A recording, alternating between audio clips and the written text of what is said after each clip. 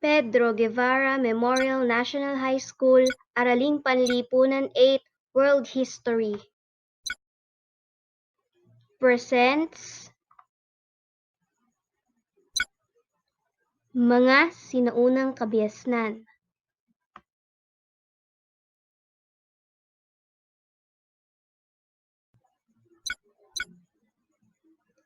Egypt, Mesopotamia, Indus, at China.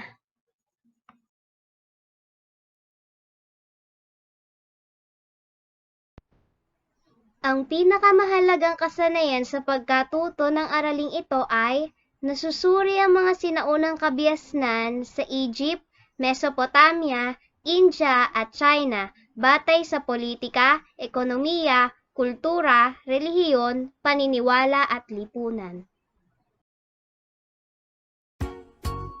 Kabiasnan.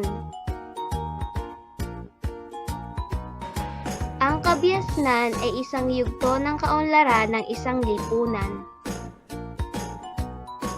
Naiisip nating sibilisado ang mga tao kapag tinipon nila ang kanilang sarili upang maging isang matatag at mabisang pangkat sa halip na gumalaw ng magkakahiwalay o bahagi lamang ng isang tribo.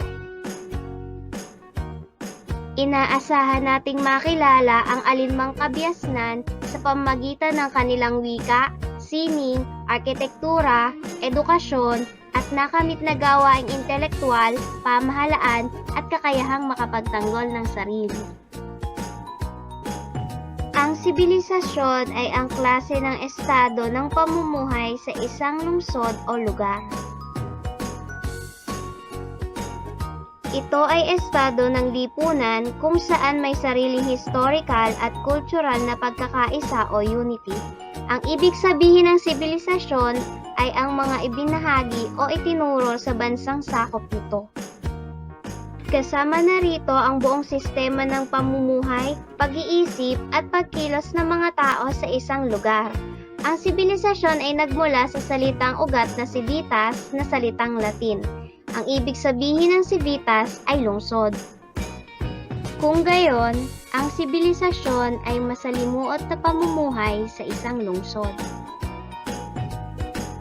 Ang kabiasnan ay isang yugto ng kaunlaran ng isang lipunan, samantalang ang sibilisasyon naman ay ang klase ng estado ng pamumuhay sa isang lungsod o lugar.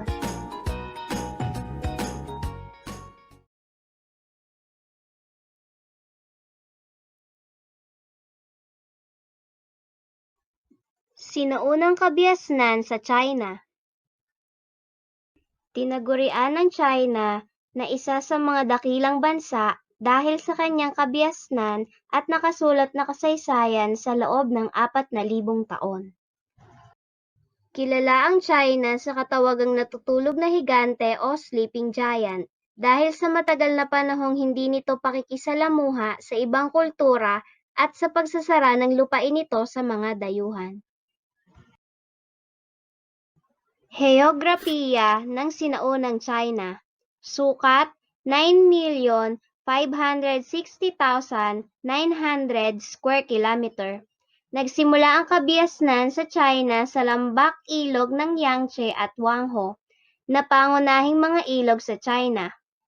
Ang Yangtze ang pinakamahabang ilog sa buong Asya at pangatlo sa pinakamahabang ilog sa buong mundo. Ang Huanghe o Yellow River na tinatawag ding pighati ng China dahil sa malakas at madalas nitong pag-apaw at nagdadala ito ng nakapipinsalang mga baha. Tropikal ang klima sa gawing timog ng China kaya maaari itong tamnan ng tubo at halos lahat ng uri ng prutas na tropikal. Ang tsaa ang isa sa kanilang pinakamahalagang produkto. Dahil sa matabang lupa, agrikultura ang pangunahing ikinabubuhay ng mga Tsino.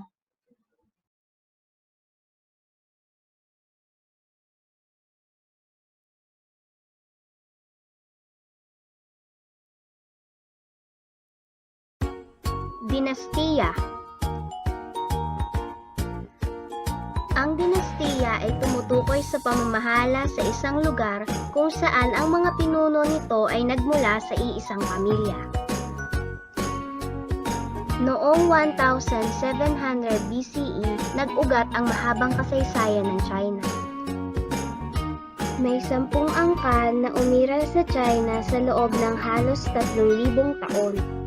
Ang Shang, Chu, Qin, Han, Sui, Tang, Sung, Yuan, Ming, at Qing o Manchu. Ito ang timeline ng 10 dinastiya sa China, kasama na ang maalamat na dinastiya, ang Xia. Ang pagbagsak at pag-unlad ng mga dinastiya ay paulit-ulit na pangyayari. Naniniwala sila na ang emperador ay ang anak ng langit at kapag nawala ang basbas ng langit sa emperador ay magkakaproblema ang isang dinastiya na siyang magiging dahilan ng pagbagsak nito. Kapag bumagsak ang isang dinastiya, ito ay napapalitan ng panibago. Ang siklong ito ay tinatawag na dynasty cycle.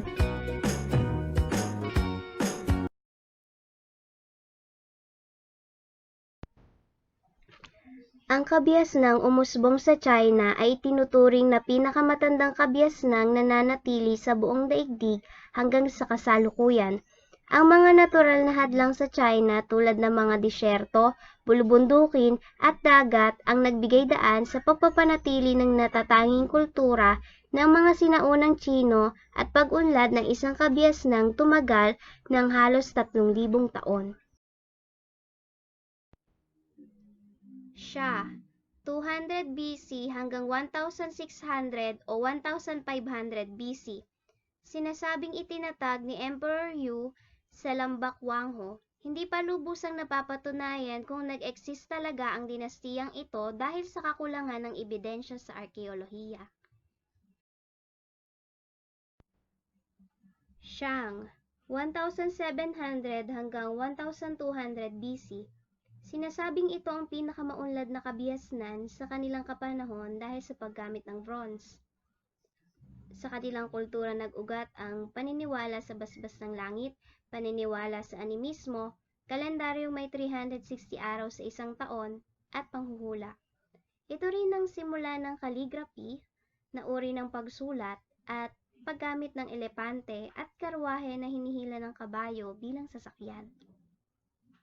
Sa larangan ng ekonomiya, naging pangunahin sa kanila ang pagsasaka at bumuo rin sila ng irigasyon sa Wangho.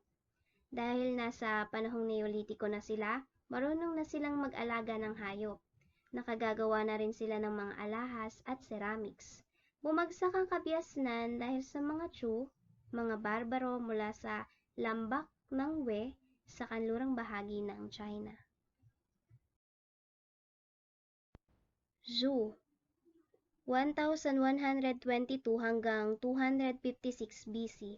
Ang kanilang pamahalaan ay pinamumunuan ng emperador, katulong ang punong ministro o Mandarin of Heaven, ministro ng seremonya o Mandarin of Ceremonies, ministro ng digma o Mandarin of Summer, ministro ng krimen o Mandarin of Autumn, at ministro ng publikong paggawa o Mandarin of Winter. Sa panahong ito, nagsimula ang civil service exam para sa mga kawani ng gobyerno. Nagsimula rin ang pilosopiyang legalism kung saan mas pinahalagahan ang estado at ang pinuno nito. Ang kanilang lipunan ay sa anyo ng feudalismo o sistemang sosyo-politiko at ekonomikong pamamahala na nakabatay sa pagmamay-ari ng lupain. Libre rin ang edukasyon para sa mga mamamayan. Batay sa kategoryang kultura, tinagurian ng Su na isa sa ginintuang panahon dahil kay Confucius, Lao Tzu, Mencius, at Mochu. Confucius, 551 hanggang 479 BC. Nagpalaganap ng kasabihan gaya ng huwag mong gawin sa iba ang ayaw mong gawin ng ibang tao sa iyo, at ang kanyang creations gaya ng 5 classics at 4 books. Lao Tzu, 604 hanggang 517 BC. Nagpakilala sa Tao Te Ching. Ayon sa kanya, makakamtan ng tao ang walang hanggang kaligayahan kung susundin ang daan tungo sa kabutihan o way of virtue. Legalism. Ipinanganak ang tao na masama at makasarili, subalit sila ay maaaring mapasunod sa pamamagitan ng mahigpit na batas at marahas na kaparusahan. Mencius, 372 hanggang 289 BC. Siya ang may akda ng Doctrine of Mean na naniniwalang may karapatan ng mga mamamayan na gumamit ng dahas, ngunit dapat sikaping manatili ang kapayapaan dahil walang mabuting maidudulot ang digmaan. Mochu, 480 hanggang 390 BC. Nagtaguyod ng pilosopiyang Motism na may tatlong aklat, ang Book of Changes na nagsasaad na nakasalalay sa sistema ng pagbabago sa mundo ang kapalaran ng tao, ang Book of Documents na naglalaman ng mga salaysay at dokumento mula sa mga hari at opisyal ng imperyo, at ang Book of Poetry o Book of Songs na naglalaman ng koleksyon ng mga daglit at awit na naglalarawan sa hinagpis at tuwa sa araw-araw na buhay ng mga tao. Qin, 246 hanggang 206 BC. Sa panahong ito nakilala ang emperor na si Shi Huangdi na nagpalawak ng hangganan ng teritoryo ng China. Nakilala rin sa panahong ito ang Great Wall of China na may habang 2,400 km na itinayo upang maging tanggulan mula sa mga manlalakay. Sa kanilang lipunan at kultura nakilala ang mga aklat ni Confucius. Ginawang simple ang sistema ng pagsulat sa panahong ito upang mabilis matutong magsulat at magbasa ang mga mamamayan. Dahil sa pagkamatay ni Shi Huangdi, wala nang mahusay na pinuno ang humalili sa kanya, kaya maraming nagrebelde at bumagsak ang dinastiya.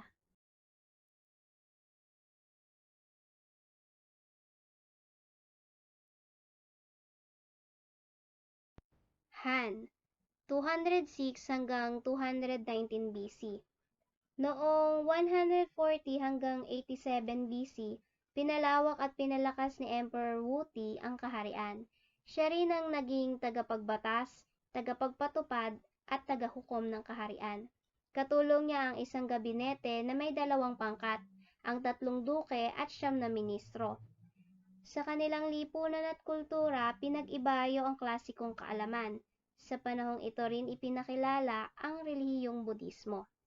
Bumagsak ang dinastiya dahil sa rebelyon.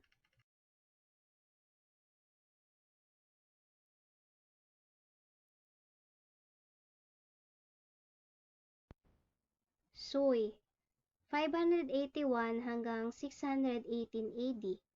Iniluklok ni Yang Chen ang isang bata at ginamit ito bilang puppet emperor pagkatapos ay inagaw niya ang trono. Itinatag niya ang Tashing bilang bagong kabisera at ipinaayos ang Great Wall. Bumagsak ang dinastiya dahil sa paghina ng militar.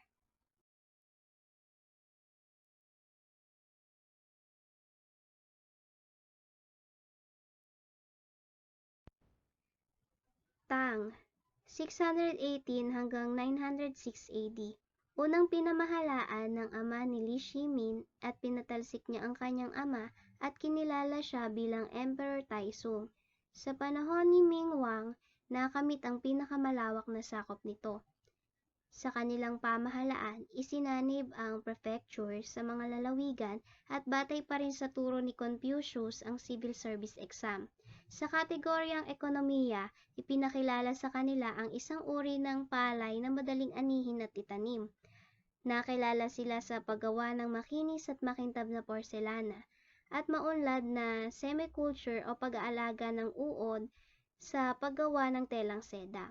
Bumagsak ang dinastiya dahil sa pananalakay ng mga Monggol.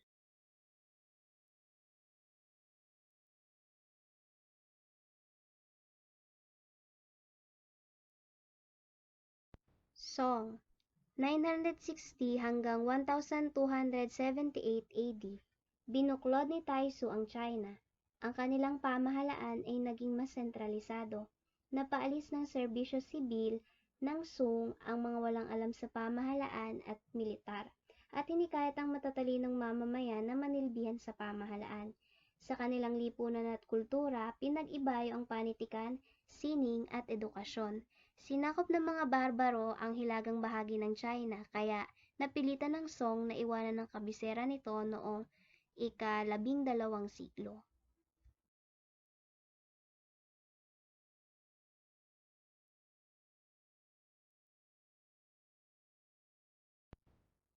Yuan, 1280 hanggang 1367 AD. Si Genghis Khan, isang Mongol, ang kauna-unahang dayuhang hari sa China. Itinatag ni Kublai ang kanyang apo ang dinastiyang Yuan na nangangahulugang unang simula at kinilala siya bilang Great Khan. Ang kanyang pamahalaan ay naging bukas sa pakikipag-ugnayan sa mga taga-kanlurang mangangalakal, at isang patunay dito ang aklat na naisulat ni Marco Polo. Sa kanilang lipunan at kultura, inihiwalay ang pananahanan ng mga Tsino at Mongol. Itinaguyod ang Confucianism at nagkaroon ng pagbabago sa pagpipinta at naging aktibo sa Tibetan Buddhism. Kinilala rin ang dinastiyang ito bilang isa sa ginintuang panahon ng China. Sa ekonomiya naman, ipinagpatuloy ang industriya ng agrikultura, kalakalan at inobasyon na nagsimula sa Tang at Sung. Nagsimula sila sa paggamit ng perang papel. Bumagsak ang dinastiya dahil hindi nakalimutan ng mga Tsino na dayuhan ng mga Mongol, kaya nag-alsa sila na pinangunahan ni Chu Yuchang.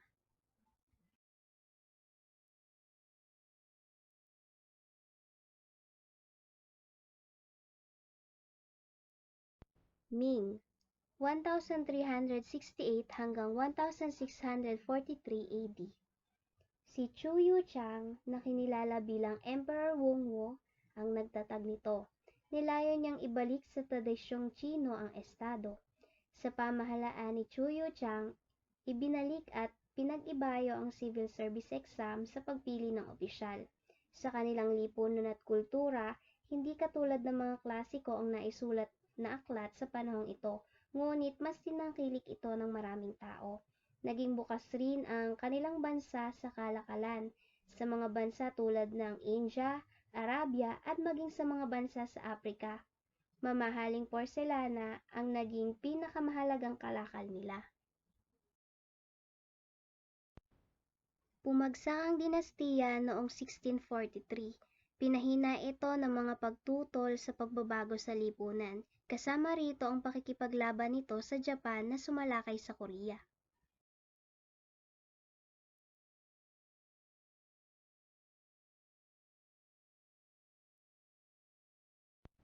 Qing, 1644 hanggang 1991. Itinatag ng mga Manchu matapos magapi ang dinastiyang Ming. Ang mga Manchu ay mga semi-nomadic mula sa hilagang Manchuria at itinuturing ng mga Tsino na barbarong dayuhan. Ang pagkatalo ng China sa digmaang opium laban sa England at France ay malaking dagok sa imperyo. Lalong humina ang dinastiyang Qing nang magapi ang hukbong Tsino sa digmaang Sino-French at digmaang Sino-Japanese. Noong 1911, nagwakas ang sistema ng dinastiya sa China nang maganap ang Rebolusyong 1911 na nagbigay daan sa pagkatatag ng Republika ng China.